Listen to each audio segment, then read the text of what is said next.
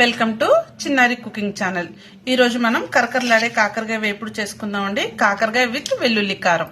ఇది వేడివేడి అన్నంలోకి చాలా బాగుంటుంది. నెయ్యి వేసుకుని తింటే లేదా ఏదైనా పప్పుచారు చేసుకున్నప్పుడు సైడ్ డిష్ గా ఇంకా బాగుంటుంది. సో దీన్ని ఎలా ప్రిపేర్ చేయాలో చూద్దాం. ముందుగా ఒక 1/2 కిలో కాకరకాయ తీసుకుందామండి. వీటిని గనుపుల వరకు చక్కగా చెక్కు తీసుకొని సన్నగా కట్ చేసుకుందాము. కాకరకాయలు సన్నగా కట్ చేసుకున్నాం కదండి. ఇప్పుడు వీటిని పొయ్యి మీద వేసుకుందాం. చలో, ముందుగా కళాయి పెట్టుకొని వెలిగించి వేడెక్కాక నూనె వేసుకుందాం. 1/2 కిలోనే కాకరకాయ కాబట్టి నూనె ఎక్కువ పట్టదండి, కొంచెం సరిపోతుంది. నూనె బాగా కాగిందని ఇప్పుడు కాకరకాయ వేసుకుందాం.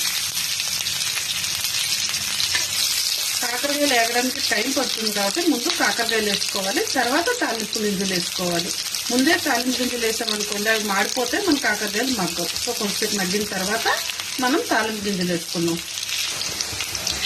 మధ్యలో ఇలా కలుపుకుంటూ ఉండాలండి, చూసుకుంటా స్లోగా మగ్గబెట్టుకుంటేనే బాగుంటుంది కాకరకాయ. కాకరకాయలు చక్కగా దగ్గరికి మగ్గుతున్నాయి.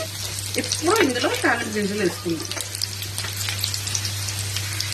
కొంచెం ఆవాలు, కొంచెం జీలకర్ర, కొంచెం సాయిపప్పు, కొంచెం పచ్చనపప్పు, అలాగే ఒక 2 ఎండుమిరపకాయలు తుంచేసుకున్నాం.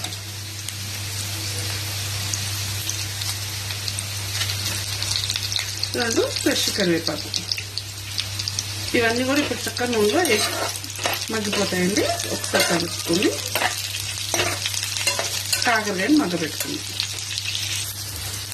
చూసారా, తాలింపు గింజలు కూడా మగ్గిపోతున్నాయి. ముందే వేసి ఉంటే అవి మాడిపోయాయి అన్నమాట. ఇప్పుడు ఈ కాకరకాయకి సరిపడా ఉప్పు,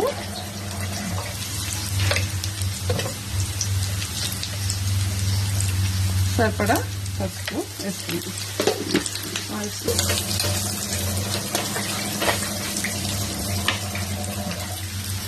కారం మాత్రం ఇప్పుడు వేయద్దండి, వెల్లుల్లి కారం కాబట్టి ఒక 6 వెల్లుల్లిపాయలు, 2 ఎండు కొబ్బరి, దీనికి సరిపడా కారం మొత్తం కలిపి మిక్సీ పట్టుకుందాం. కాకరకాయలు చక్కగా వేగిపోయినాయండి. ఇవి వేగినాయో లేదో తెలియాలంటే ఒకటి తీసుకొని ఇలా కట్ చేస్తే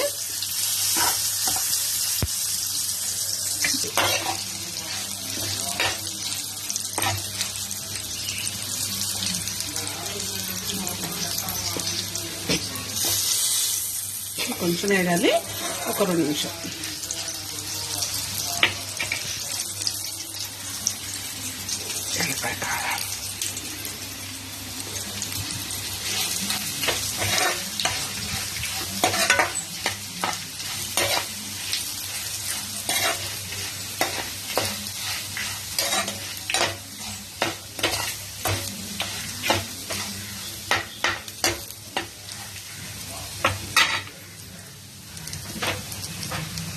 మీకు కనుక నా వంట నచ్చినట్టయితే నా ఛానల్ని సబ్స్క్రైబ్ చేసుకోండి అండ్ ఒక లైక్ ఇవ్వండి.